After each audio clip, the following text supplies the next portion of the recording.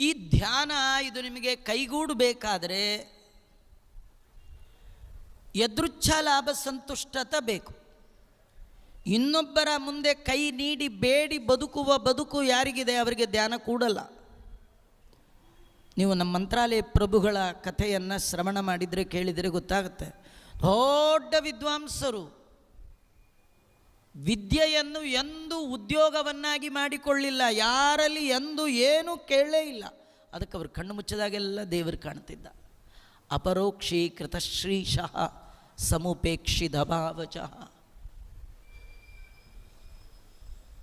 ಕಣ್ಣು ಮುಚ್ಚಿದಾಗೆಲ್ಲ ದೇವರು ಕಾಣಬೇಕಾದ್ರೆ ಏನಿದೆಯೋ ಆದರೂ ಸಾಕು ಅನ್ನೋ ಬುದ್ಧಿ ಇರಬೇಕು.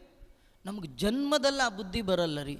ಅಷ್ಟು ದೊರಕಿದರೂ ಮತ್ತಷ್ಟರ ಆಸೆ, ಕಷ್ಟ ಬೇಡೆಂಬಾಸೆ, ಕಡು ಸುಖವ ಕಾಂಬಾಸೆ, ನಷ್ಟ ಜೀವನದಾಸೆ. ಪುರಂದರ ವಿಠಲ ಆಸೆ ಹೊತ್ತು ಧ್ಯಾನಕ್ಕೆ ಕೂತವ ಒಂದು ಧ್ಯಾನ ಕೂಡೋಲ್ಲ. ಆಮೇಲೆ ಕೂಡುವ ಜಾಗ ಮೊದಲು ನೋಡ್ಕೊಳ್ಬೇಕು. ಆ ಜಾಗ ನಿರ್ಮಲವಾಗಿರಬೇಕು.